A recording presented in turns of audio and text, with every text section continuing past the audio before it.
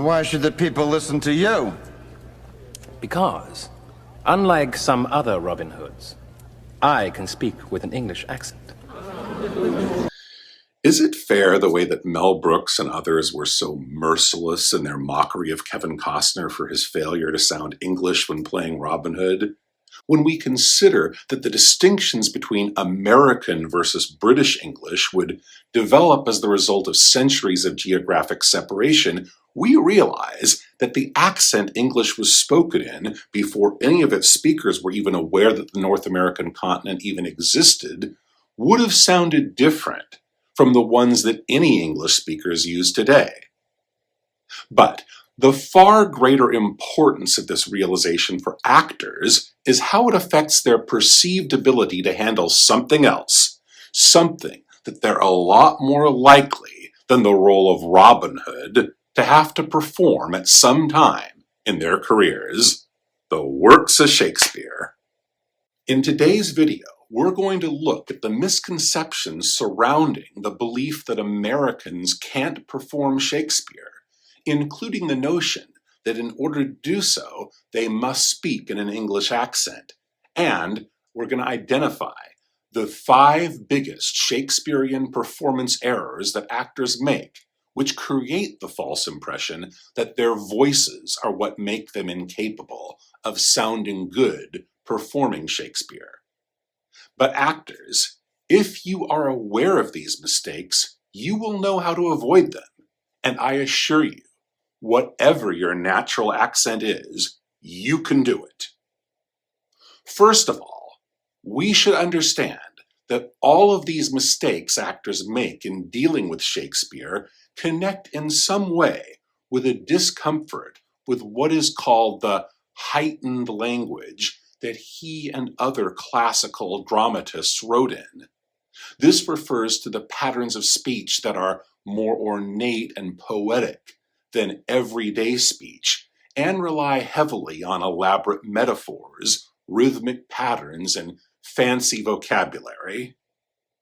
In the book, Clues to Acting Shakespeare, Wesley Van Tassel makes a very interesting point in addressing the misconception that Shakespearean text requires an English accent by basically acknowledging that most Americans do sound terrible trying to perform Shakespeare, and that most people simply assume it's because of our accents. But it's not. It's the different methods of actor training. The American method first emphasizing the character's inner motivation with the belief that lines come last. In the UK, on the other hand, Shakespeare is so much a part of their theatrical culture that aspiring actors simply cannot shy away from learning how to master this heightened language, and so training begins with the text analysis and mastering the vocal range and clarity of diction necessary to convey the beauty and the power of the words and the underlying emotion in their delivery of them. So, what are the biggest mistakes actors lacking such training make? We're counting down the top 5. To understand the ignorance, very often a willful ignorance, that so many actors display towards Shakespeare's verse, let's take a look at the line that ends Act 2 of the Scottish play.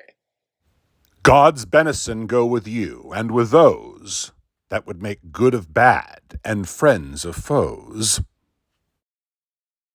Now, there are lots of good resources to get into all the intricacies of verse, and many address the conflict over what to do when a verse line is not in-stopped, like we see here.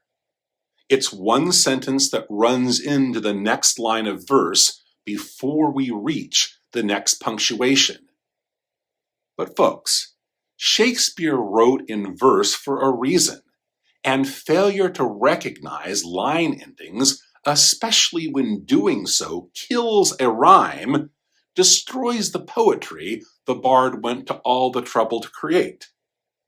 Now, in college, I was part of a production of this where the actor playing that role drove me crazy every night with the way he said that line. God's benison with you, and with those who would make good of bad and friends of foes. Now, you don't have to actually pause at the end of the line or make it too obvious that you're rhyming, but it's not a coincidence that the way it's broken up into verse forms a rhyme. Shakespeare intended his audiences to hear it, and that's what I mean when I say that the ignorance of verse is often a willful ignorance. I think a lot of people see that something is written in a poetic manner and make sure not to read it so that it sounds that way because that's not how people talk in real life. I could go on a long time discussing the kinds of things that such people have no problem suspending disbelief about in a show, and yet when it comes to one thing they wish to be stubborn about, now they're suddenly really concerned about the way things work in real life. But since I am also a writer that deals with the same frustrations that the bard must be dealing with every time he turns over in his grave from these people's delivery of his lines, there's an even simpler explanation for why you should say the lines his way, not yours. It is pronounced data. Oh? You called me data. What's the difference? One is my name. The other is not. One is the way the author wrote it, and the other is not. So here is a more specific aspect of people's failure to understand verse, and again, it's often deliberate. Let's take a look at the epilogue to Romeo and Juliet. A glooming peace this morning with it brings, the sun for sorrow will not show his head. Go hence to have more talk of these sad things. Some shall be pardoned, and some punished. For never was a story of more woe than this of Juliet and her Romeo. Iambic pentameter has 10 syllables per verse line, alternating stressed and unstressed, and in order to make it come out that way, sometimes you have to pronounce those ed endings as an extra syllable. Sometimes you do, sometimes you don't. Sometimes elision is used to combine 2 syllables into one beat. Sometimes Romeo is Romeo. Sometimes Juliet is Juliet, depending on the needs of the scansion. As odd as punished may sound to the ears of 21st century English speakers, not only does the failure to say it that way prevent it from being iambic pentameter, but it's another example of killing a rhyme, as a study of the lines makes it clear that it is supposed to rhyme with head. Again, the failure to understand this is often deliberate. We can remember the words because they're rotten words. Listen, oh, say does that star-spangled banner yet wave. What kind of a word is yet? If it's in the national anthem, it's a good word. Yet? Yeah. When it comes to music, we can all see that sometimes one syllable needs to be pronounced as 2 in order to fit the meter, and most patriotic Americans can sing the national anthem without griping about how stupid that is. It's one of the main reasons that I've noticed that among the actors I've performed Shakespeare with, the ones that tend to be better with verse speaking are those whose primary background as actors is musical theater. They get that sometimes you have to make this accommodation, and perhaps the fact that breaking into song is one more thing that people obviously don't do in real life. Maybe they have one less reason to make that silly objection to respecting the verse. But for everybody else, I have this to ask you.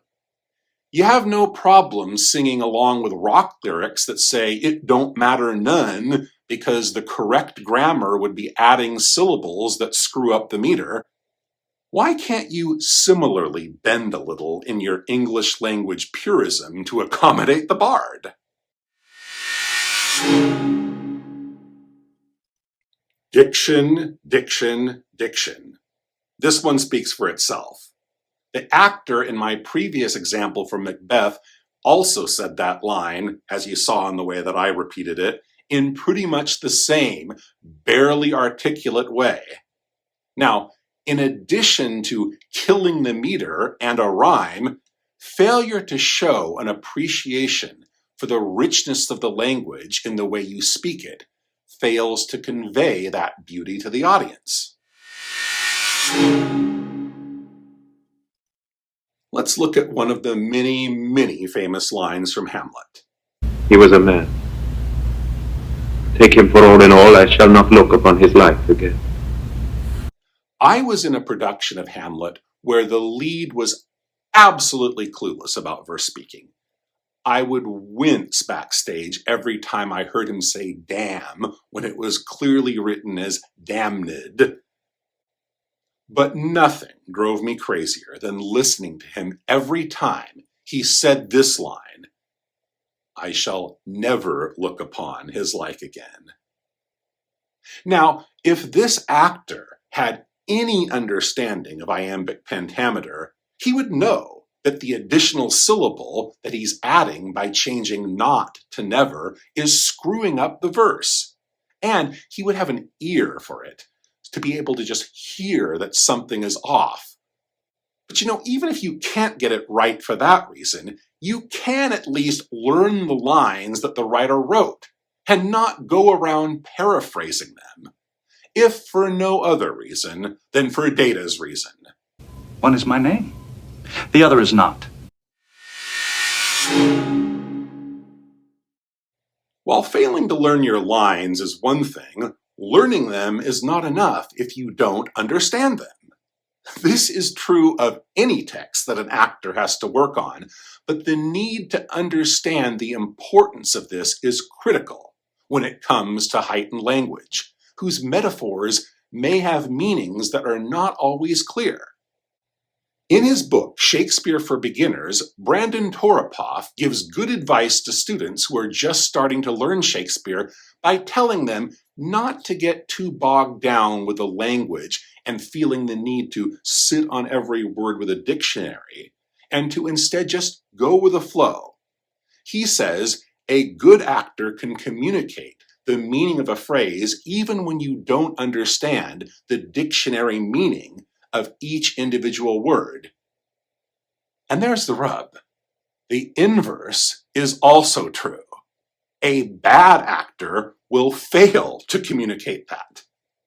I can't tell you how often you'll see a school or amateur production with student actors spouting lines that they've memorized by rote, clearly having no idea what they're saying. Folks, if you don't understand what you're saying, the person listening to you does not stand a chance.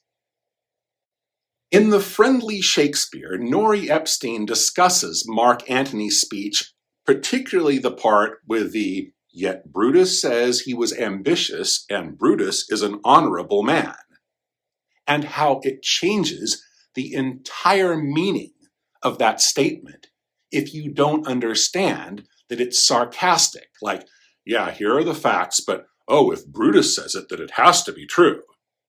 And such flippancy needs to be expressed in the inflection of the actor speaking it. But a far more common way that I've noticed actors are guilty of completely changing the intended meaning of a line, even while getting all of the words right, can be seen in one portion of Olivier's 1956 adaptation of Richard III. He may be the greatest Shakespearean actor I've ever seen, and this is arguably his best performance, and the film itself is excellent. But one glaring weak point is in the performance of a far less trained actor playing the little boy about to become one of the famous princes in the tower, seen right here. Because that I'm little like a knee, he thinks that you should bear me on your shoulder.